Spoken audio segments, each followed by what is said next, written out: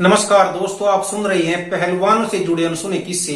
आज मैं बात कर रहा हूं सूरज पहलवान जी की, जो पूर्व बालियान के निवासी है। पूर्व बालियान उत्तर प्रदेश के जिला मुजफ्फरनगर में एक छोटा सा गांव स्थित है। सूरज पहलवान स्वयं एक पहलवान रहे हैं। जब सूरज पहलवान को यह लगा कि उसे जो चीजें प्राप्त करनी थी वे उन चीजों को प्राप्त नहीं कर पाए, तो उन्होंने अपनी बेटी को पहलवान बनाने का सपना संजोया था। सूरज पहलवान ने बड़ा संघर्ष किया और तब उनकी बेटी ने सफलता पाई। एक बार की बात है, सूरज पहलवान जी बताया करते थे कि मैं अपनी बेटी को लेकर के जम्मू कश्मीर चला गया दंगल लड़ाने के लिए, क्योंकि पहलवानी में पैसों की जरूरत पड़ती है, बहुत सारे खर्चे की जरूरत पड़ती है, आर्थिक स्थिति इतनी मजबूत नहीं थी। तो सूरज पहलवान ने अपनी बेटी जो दिव्या है उसकी कुश्ती एक लड़की थी उसके साथ करा दी। तो दिव्या काकरान ने उस लड़की को चित भी कर लिया, लेकिन जो एक तरह से जरूरत थी वो पूरी नहीं हो पाई और ज्यादा पैसे नहीं मिल पाए। तो सूरज पहलवान ने दिव्या काकरान को उसके बाद फिर एक लड़के से लड़ा दिया। यह कुश्ती बड़ी लंबी चली। दिव्या काकरान ने उस लड़के को खूब अच्छी तरह से थका करके बड़ी लंबी कुश्ती में एक बहुत शानदार तरीके से लड़ते हुए चित किया। चारों ओर तालियां बज उठी और बहुत सारा उपयुक्त जो इनाम था वो दिव्या को मिला।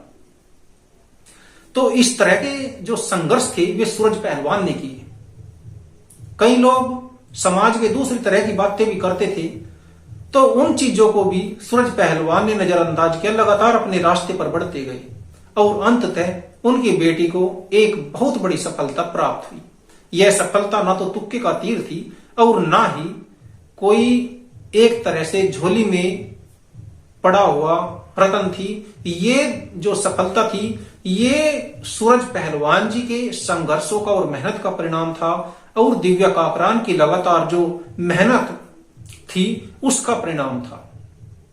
लगातार दिव्या काकरान के द्वारा की गई मेहनत रंग लाई और दिव्या काकरान अर्जुन अवार्डी पहलवान बनी। अनेकों मेडल जीत करके उसने देश को दिए। लोग आज की बात देखते हैं, लेकिन इस सफलता को पाने के लिए 15 साल तक दिव्या काकरान को तपस्या करनी पड़ी। 15 साल की तपस्या का परिणाम है जो लोग आज देख रहे हैं। सफलताएं 1-2 महीने या 1-2 साल 4 साल में नहीं मिलती। जिस प्रकार से प्राचीन काल में बड़े बड़े योद्धा लोग जो तपस्या करते थे और उन्हें शक्ति प्राप्त बताई जाती है हुआ करती थी, तो वे इसी प्रकार की तपस्या थी, इसी प्रकार की मेहनत हुआ करती थी और तब उनके अंदर वो ताकत उन्हें प्राप्त होती थी जिसका वे भविष्य में अपनी रक्षा के लिए इस्तेमाल उस अपनी वो ताकत का वे किया करते थे। तो ऐसी ही तपस्या दिव्या काकरान ने की, लगातार बड़े लंबे समय तक की।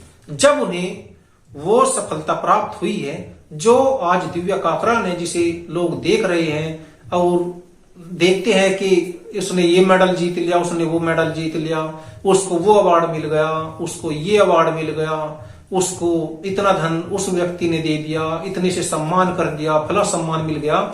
तो ये चंद दिनों की मेहनत का नतीजा नहीं है, ये 10-15 साल की बहुत ही सख्त मेहनत का परिणाम है जो लंबे समय तक एक तरह से परिश्रम करता है उसे उसका फल जरूर मिलता है।